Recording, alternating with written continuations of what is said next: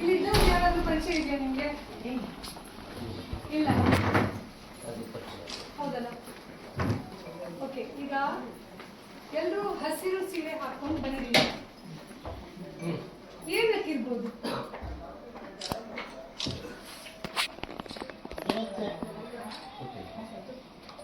ಗೊತ್ತಿಲ್ವಾ? ಇವರೊಬ್ರು ಹಾಕ್ಲಿಲ್ಲ, ಸ್ವಲ್ಪ ಗಡಿಬಿಡಿಯಲ್ಲಿ ಬಂದ್ರು. ಪ್ಲೀಸ್ ಪಾತಿರ ಮುಂದೆ ಹಸಿರು ಸೀರೆ ಹಾಕೊಂಡು ಬಂದಿದ್ದೀವಿ. ಇವತ್ತು ಮಂಡೇ. ಯಾಕೆ ಹಾಕಿರ್ಬೋದು? ಗೊತ್ತಿಲ್ವಾ? ಇಲ್ವಾ? ಓಕೆ, ಈಗ ನಿಮ್ಮ ಬಗ್ಗೆ ಎಲ್ಲರ ಹತ್ರ ಒಂದು ತಿಳಿಸ್ಬೇಕಿತ್ತು, ಅದಕ್ಕೆ ನಾನು ಇಲ್ಲಿ ಬಂದಿದ್ದೀನಿ. ನಿಮ್ಮ ಮೇಲೆ ಆಲ್ರೆಡಿ ನಾನು ಕಂಪ್ಲೇಂಟ್ ಡ್ರಾಫ್ಟ್ ಮಾಡಿದ್ದೀನಿ. ACP ಅವರನ್ನು ಇವಾಗ ಇಲ್ಲಿ ಕರೆಸ್ತೀನಿ. ನಿಮ್ಮಲ್ಲಿ ಒಬ್ಳು ಕೆಲಸ ಮಾಡ್ತಾ ಇದ್ದಾರೆ, ಅವಳ ಐಡೆಂಟಿಟಿಯನ್ನು ನಾವು ಹೇಳ್ತಾ ಇಲ್ಲ ಇಲ್ಲಿ, ಬಟ್ ಅವಳಿಗೆ ಕಂಪ್ಲೇಂಟ್ ಕೊಡ್ತಾರೆ ನಿಮ್ಮ ಮೇಲೆ. ಯಾಕಂದ್ರೆ ಹತ್ಕೊಂಡು ಬಂದಿದ್ದಾಳೆ. ಅವಳು ಏನು ಕಂಪ್ಲೇಂಟ್ ಕೊಟ್ಟಿದ್ದಾಳೆ ಅಂದ್ರೆ, ಫಸ್ಟಿಗೆ ಅವಳಿಗೆ ಫೈಲ್ ಆ ಕಡೆ ಈ ಕಡೆ ಕೊಂಡೋಗ್ತಾ ಇತ್ತು. ಅವಳು ಒಬ್ಳು ಕಾಂಟ್ರಾಕ್ಟ್ ಬೇಸ್ ಅಲ್ಲಿ ಕೆಲಸ ಮಾಡುವ ಹುಡುಗಿ, ಹೆಂಗಸು, 2 ಮಕ್ಕಳ ತಾಯಿ, ಗಂಡ ಇಲ್ಲ, ದುಡಿಲಿಕ್ಕೆ ಬೇಕಾಗಿ ನಿಮ್ಮ ಆಫೀಸಿಗೆ ಬಂದು ಸೇರ್ಕೊಂಡಿದ್ದಾಳೆ. ನೀವು ಅಲ್ಲಿ ಇಲ್ಲಿ ಮುಟ್ತಾ ಇದ್ರಿ ಅವಳನ್ನು. ನೋಡಿ ನೋಡಿ, ನಾ ಹೇಳಿ ಕೇಳಿ ಫಸ್ಟ್. ಇಲ್ಲ ಅಂತ ಅದಕ್ಕೆಲ್ಲ ಎಂಕ್ವೈರಿ ಆಗುತ್ತೆ. ಯಾಕೆ ಆಫ್ ಮಾಡಿಲ್ಲ ವಿಡಿಯೋ? ಯಾಕೆ ಆಫ್ ಮಾಡಿಲ್ಲ? ಕೇಳ್ತಾ ಇದ್ದೀವಿ. ಅದಾಯ್ತಾ? ಒಂದು ನಿಮಿಷ ಅಂತ ಅಕ್ಕ, ಅದಾಯ್ತಲ್ಲ. ಅಲ್ಲಿಂದ ಅವಳು ನಿಮ್ಗೆ ಸಹಕಾರ ಮಾಡ್ಲಿಲ್ಲ ಅಂತ ಹೇಳಿ ಅವಳನ್ನು ಡಿಮೋಷನ್ ಮಾಡಿದ್ರಿ. ಅವಳು ಇಲ್ಲಿ ಕಕ್ಕುಸ್ ತೊಳಿಲಿಕ್ಕೆ ಹೋದ್ರು. ಅಲ್ಲೂ ನಿಮ್ಮ ತೀಟೆ ಸಹಿಸ್ಕೊಳ್ಳಿಕ್ಕೆ ಆಗ್ಲಿಲ್ಲ ನಿಮ್ಗೆ. ನಿಮ್ ಮುಖ ನೋಡಿ, ಮೂತಿ ನೋಡಿ, ನೀವು 2 ವರ್ಷದಲ್ಲಿ ರಿಟೈರ್ಮೆಂಟ್ ನಿಮಗೆ. 2 ಸುಳ್ಳ ಆಪಾದನೆ ಮಾಡ್ತಾ ಇಲ್ಲ. ಯಾರು ಒಬ್ಳು ಹೆಂಗಸು ನೋಡಿ ಒಂದು 15,000ಕ್ಕೆ ಅವಳ ಮಾನ ಕಳ್ಕೊಳ್ಳಿಕ್ಕೆ ರೆಡಿ ಇರುವುದಿಲ್ಲ. ಮತ್ತೆ ಇಂತ 15,000 ಕೆಲಸ ಇದೆಯಲ್ಲ, 100 ತೆಗ್ಸಿ ಕೊಡ್ಬೋದು ಅವಳಿಗೆ. ಬಟ್ ನೀವು ವರ್ಕ್ ಪ್ಲೇಸ್ ನೋಡಿ, ನೀವು ಹೇಳಿದಿರಿ. ನೀನು ಸೋಮವಾರ ದಿನ ನಿಮ್ಗೆ ಗೊತ್ತುಂಟು ಅವಳು ಯಾರಂತ ಹೇಳಿ, ನಾವು ಪೊಲೀಸರಿಗೆ ಅವಳನ್ನು ಕರ್ಕೊಂಡು ಹೋಗಿ ಇಲ್ಲಿ ಕಂಪ್ಲೇಂಟ್ ಮಾಡ್ತೀವಿ. ಮತ್ತೆ ನಿಮ್ ಮೇಲೆ ಏನ್ ಎಂಕ್ವೈರಿ ಆಗ್ಬೇಕು ಅದು ಆಗುತ್ತೆ. ಗೊತ್ತಾಯ್ತಲ್ಲ? ತಪ್ಪಿದೆ, ತಪ್ಪಿದೆ. ಮಕ್ಕಳಿಲ್ವಾ? ಹೆಣ್ಣು ಮಗಳಿದ್ದಾಳೆ.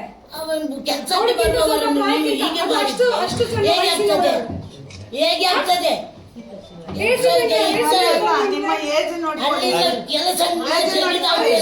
ಒಂದು ಹೆಣ್ಣನ್ನು ಏನಂತ ಭಾವಿಸಿಲ್ಲ. ಆಯ್ತಿಲ್ಲ,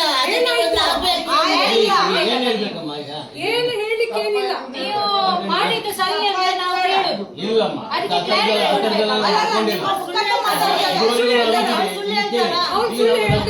ಅಲ್ಲ, ನಮ್ಮ ಆಫೀಸ್ ನಲ್ಲಿ ಉಂಟು, ಜನ ಉಂಟು,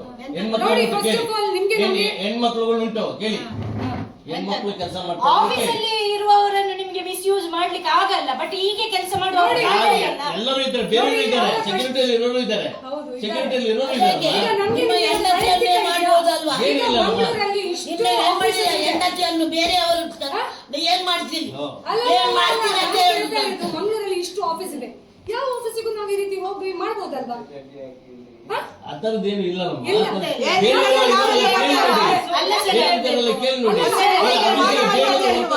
ಅವಳು ಕಂಪ್ಲೇಂಟ್ ಯಾಕೆ ಮಾಡ್ತಾಳೆ?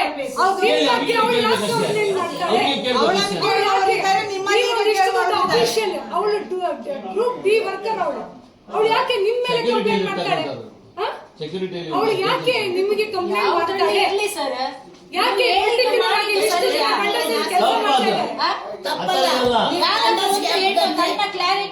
ಸುಮ್ಮನೆ ಸುಮ್ಮನೆ ಕಂಪ್ಲೇಂಟ್ ಕೊಡ್ತಾರ? ಕ್ಯಾರೆಕ್ಟರ್ ಏನು ಅಲ್ಲಿ ಇಲ್ಲಿ ಮುಟ್ಟುವುದಂದ್ರೆ ಏನು?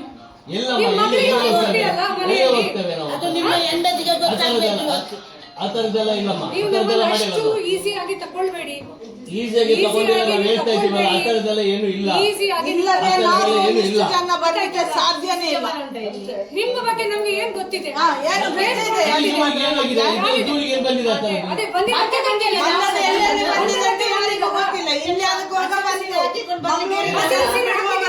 ಕೇಳಿದಾರಲ್ಲ, ನಿಮ್ಗೆ ಯಾವ ಕಲರ್ ನಿಮ್ಮನ್ನೆಲ್ಲ ಸುಧಾರಿಸ್ತೀವಿ ನಾವು. ಹೇಳಿ, ಯಾರು ಬೇಕು? ಆ ತರದೆಲ್ಲ ಇಲ್ಲ. ಮಾತಾಡ್ಬೇಡಿ, ನಾವು ಸಾಕು ವಾಯ್ಸ್ ರೇಸ್ ಮಾಡಿದ್ರೆ ನಾವು ಎದುರಿಸಿಲ್ಲ. ಒಬ್ಬ ಹೆಣ್ಣಿಗೆ ನ್ಯಾಯ ಬೇಕು. ಹೆಂಗಸಂದ್ರೆ ಇಲ್ಲಿಂದ ಮಾಡಿದ್ರೆ ನಾವೆಲ್ಲ ಮಾಡ್ಬೇಕು. ನಿಮ್ಮನ್ನ ಇಲ್ಲಿಂದ ಡಿಸೈಡ್ ಮಾಡುದು ನಾವು. ನಿಮಗೆ ರಿಟೈರ್ಡ್ ಆಗುವವರೆಗೂ ಕಪ್ಪು ಚೀಲ. ನೀವು ನಮ್ಮನ್ನ ಅಂಡರ್ ಎಸ್ಟಿಮೇಟ್ ಸ್ಟೇಜ್ ಅನ್ನ ಬಂದಿದ್ದೀವಿ ಅಂತ ಆ ಥರ ಎಲ್ಲ ಅನ್ಕೊಳ್ಬೇಡಿ. ತಪ್ಪು ಮಾಡಬೇಡಿ.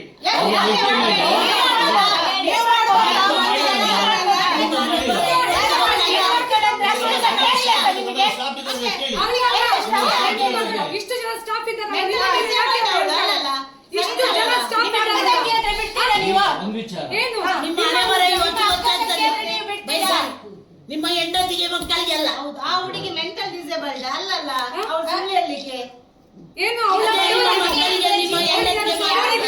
ಗೊತ್ತಿಲ್ಲ. ಗಂಡ ಇಲ್ಲ ಅಂತಾನ ನೀವ್ ಈ ರೀತಿ ಎಲ್ಲ ಮಾಡುದು ಅಮ್ಮ, ದೌರ್ಜನ್ಯ? ನಾನೀಗ ಈ ಹಿಂದೆನೂ ಕೆಲಸ ಮಾಡಿ ಹೋಗಿದ್ದೀನಿ. ಹೌದಾ? ಹೌದಲ್ಲ? ಹೌದಾ? ಇದುವರೆಗೆ ಕೇಳಿ. ಎಲ್ಲ ಬರ್ತಾರೆ. ನಡೀತಾ ಇದೆ ನಿಮ್ಮದು ಟಾರ್ಚರ್. ಹೇಳಿ, ಪಾಪ ಅವಳು ಅನುಭವಿಸಿ ಕಂಪ್ಲೇಂಟ್ ಮಾಡಿದಾಳೆ ಈಗ. ಒಬ್ಬ ಬಗ್ಗೆ ಪರ್ಟಿಕ್ಯುಲರ್ ಆಗಿ ಯಾಕೆ ಯಾರ ಬಗ್ಗೆ ಮಾಡ್ಬೋದಲ್ವಾ? ಯಾಕೆ ದಕ್ಷಿಣ ಕನ್ನಡ ಜಿಲ್ಲೆಯಲ್ಲಿ ಬೇರೆ ಯಾರು ಗಂಡಸರಿಲ್ವಾ? ಯಾರ ಬಗ್ಗೆ ಮಾಡ್ಬೋದಲ್ಲ? ನಿಮ್ಮ ಪರ್ಟಿಕ್ಯುಲರ್ ಆಗಿ ಒಬ್ಳು ಡಿ ಗ್ರೂಪ್ ವರ್ಕರ್ ಬಂದು ನಿಮ್ಮ ಬಗ್ಗೆ ಅಲ್ಲಿ ಮುಟ್ತಾನೆ ಅಂತ ಹೇಳಿ ಕಂಪ್ಲೇಂಟ್ ಮಾಡ್ತಾನೆ ಅಂತ ಆದ್ರೆ ಇದು ಬಹಳ ಅನ್ಯಾಯದ ವಿಚಾರ ಅಮ್ಮ ಇದು. ಅನ್ಯಾಯ.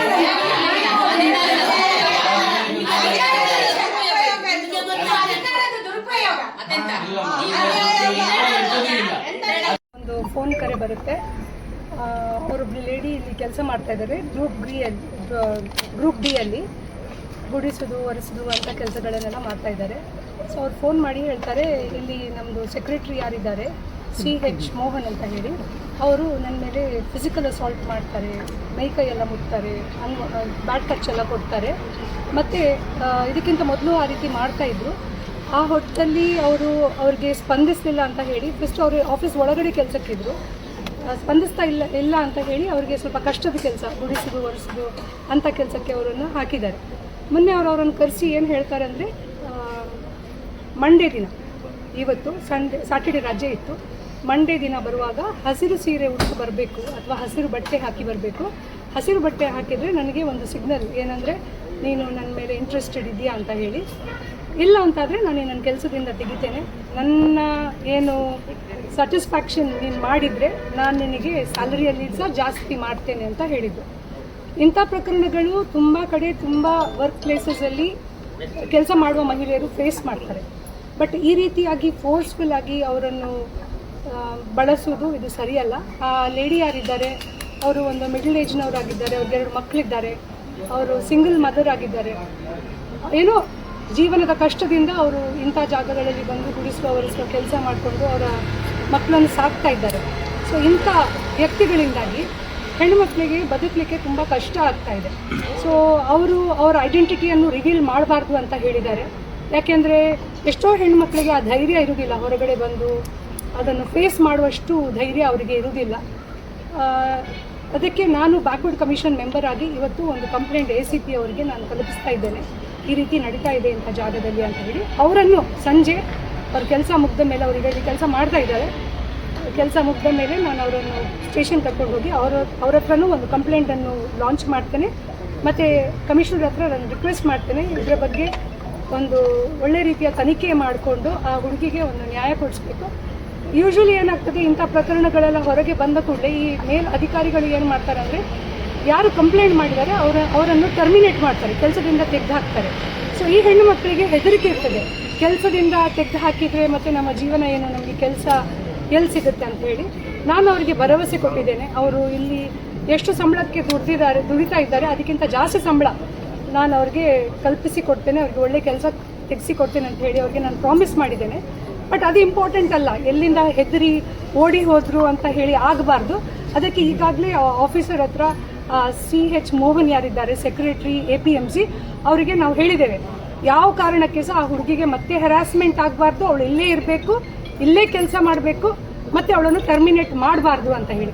ಯಾಕೆಂದ್ರೆ ಎಷ್ಟು ತಿಂಗಳಿಂದ ಈ ರೀತಿ ಸಮಯದಿಂದ ಕೊಡ್ತಾ ಇದ್ದಾರಂತೆ. ಆಕ್ಚುಲಿ ಇದಕ್ಕಿಂತ ಮೊದಲು ಈ CH ಮೋಹನ್ ಯಾರಿದ್ದಾರೆ ಇಲ್ಲಿ ಇದ್ರಂತೆ, ಇದೇ ಡಿಪಾರ್ಟ್ಮೆಂಟ್ ಅಲ್ಲಿ ಇದ್ರು, ಆವಾಗ ಸಹ ಕೊಡ್ತಾ ಇದ್ರು, ಆವಾಗ ಸಹ ಅಲ್ಲಿ ಮುಟ್ಟುದು ಬೇಡದ್ದೆಲ್ಲ ಮಾಡುದು ಮಾಡ್ತಾ ಇದ್ರಂತೆ. ಬಟ್ ಇವರು ಅವ್ರಿಗೆ ಸ್ಪಂದಿಸ್ತಾ ಇರಲಿಲ್ಲ, ಹಾಗಾಗಿ ಮತ್ತೆ ಇವರು ಟ್ರಾನ್ಸ್ಫರ್ ಆಯ್ತು. ಆವಾಗ ಅವ್ರು ಹೇಳಿದ್ದಾರೆ, ಅವನಿಗೆ ಟ್ರಾನ್ಸ್ಫರ್ ಆಯಿತು, ಈಗ ನನಗೆ ನೆಮ್ಮದಿ, ಇನ್ನೇನು ಕಿರುಕುಳ ಇಲ್ಲ ಅಂತ ಮತ್ತೆ ಈಗ ವಾಪಸ್ ಬಂದಿದ್ದಾನೆ. ವಾಪಸ್ ಬಂದು ಮತ್ತೆ ಕಿರುಕುಳ ಕೊಡ್ತಾ ಇದ್ದಾನೆ. ಈಗ ಅಂದ್ರೆ ಒಂದು ಲೈಂಗಿಕ ಕಿರುಕುಳ ಮಾನಸಿಕ ಆಗಿರ್ತದೆ ನೋಡಿ. ಒಂದು ಹೆಣ್ಣು ಮಗಳು, ಅವಳನ್ನು ಇಷ್ಟ ಇಲ್ಲಾದ್ರೆ ಯಾರಾದರೂ ಫೋರ್ಸ್ಫುಲ್ ಆಗಿ ಸೆಕ್ಷುವಲ್ ಅಸಾಲ್ಟ್ ಮಾಡ್ತಾರಂತಾದ್ರೆ, ಬ್ಯಾಡ್ ಟಚಸ್ ಕೊಡ್ತಾರಂತಾದ್ರೆ ಮೆಂಟಲಿ ಅವಳು ಡಿಸ್ಟರ್ಬ್ ಆಗ್ತಾಳೆ, ಮೆಂಟಲಿ ಅವಳು ವೀಕ್ ಆಗ್ತಾಳೆ, ಇಮೋಷ್ನಲಿ ಅವಳು ಬ್ರೇಕ್ ಡೌನ್ ಆಗ್ತಾಳೆ. ಮತ್ತು ಅವಳಿಗೆ ಅವಳ ಜೀವನದ ಅವಳಿಗೆ ಯಾರೂ ಇಲ್ಲ ಸಪೋರ್ಟ್ ಮಾಡುವಂಥವ್ರು. ಆ ಸಂದರ್ಭದಲ್ಲಿ ಎಕನಾಮಿಕಲಿ, ಫೈನಾನ್ಷಿಯಲಿ ಎಲ್ಲ ರೀತಿಯಲ್ಲಿ ಅವಳು ಶಿ ಗೆಟ್ಸ್ ವೀಕ್. ಅದರ ಅಡ್ವಾಂಟೇಜ್ ಇಂಥವರು ತಗೊಳ್ತಾರೆ. ಈಗ ಮಹಿಳಾ ಆಯೋಗಕ್ಕೂ ಇದರ ಬಗ್ಗೆ ನಾನು ಕಂಪ್ಲೇಂಟ್ ಮಾಡ್ತೀನಿ. ಮತ್ತು ಇವರ ಕನ್ಸರ್ನ್ ಡಿಪಾರ್ಟ್ಮೆಂಟ್ ಯಾರಿದ್ದಾರೆ, ಅಲ್ಲಿದು ಅಧಿಕಾರಿಗಳು ಯಾರಿದ್ದಾರೆ, ಸರ್ಕಾರದ ಗಮನಕ್ಕೂ ನಾನು ಇದನ್ನು ತರ್ತೀನಿ ಅಂತ ಈ ಸಂದರ್ಭದಲ್ಲಿ ಹೇಳಿಕೆ ಮಹಿಳೆಯರು ಪಕ್ಷ, ಭೇದ, ಜಾತಿ ಬಿಟ್ಟು ನಮ್ಮೊಟ್ಟಿಗೆ ಇಂಥ ಒಂದು ಒಳ್ಳೆ ಕಾಜಿಗೆ ಕೈ ಜೋಡಿಸಿದ್ದಾರೆ, ಅದು ವೆರಿ ಶಾರ್ಟ್ ಟೈಮಲ್ಲಿ. ಅವರಿಗೆಲ್ಲರಿಗೂ ನಾನು ಈ ಸಂದರ್ಭದಲ್ಲಿ ಧನ್ಯವಾದಿಸ್ತೇನೆ. ಯಾಕೆಂದರೆ ಇಂಥದ್ದು ಏನು ಪ್ರಕರಣಗಳಿದೆ ತುಂಬ ಕಡೆ ನಡೀತಾ ಇದೆ. ಸೊ ಅಂಥದ್ದು ಇದ್ದರೆ ನಾವು ಅದನ್ನು ಫೇಸ್ ಮಾಡಬೇಕು. ನಾವು ಅದನ್ನು ಫೇಸ್ ಮಾಡಿದಾಗ ಮಾತ್ರ ನಮಗೆ ಅದರ ರಿಸಲ್ಟ್ ಬರಲಿಕ್ಕೆ ಸಾಧ್ಯ. ಇಲ್ಲದ್ರೆ ನಾವೆಲ್ಲೋ ಒಂದು ಕಡೆ ಕುಗ್ಗಿ ಹೋಗಿ ನಾವು ನಮ್ಮ ಜೀವ ಅಂತ್ಯ ಮಾಡುವಷ್ಟು ಪರಿಸ್ಥಿತಿಗೆ ಬರ್ತದೆ. ಸೊ ಯಾರು ಹೆಣ್ಣುಮಕ್ಕಳು ಹೆದರಬಾರ್ದು.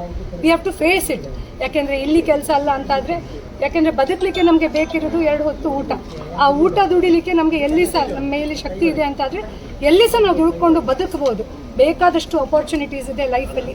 ಇಂಥವರೊಟ್ಟಿಗೆಲ್ಲ ಕಾಂಪ್ರಮೈಸ್ ಮಾಡಿಕೊಂಡು ಬದುಕುವ ಅಗತ್ಯ ಇಲ್ಲ ಅಂತ ನಾನು ಅಂದ್ಕೊಳ್ತೇನೆ.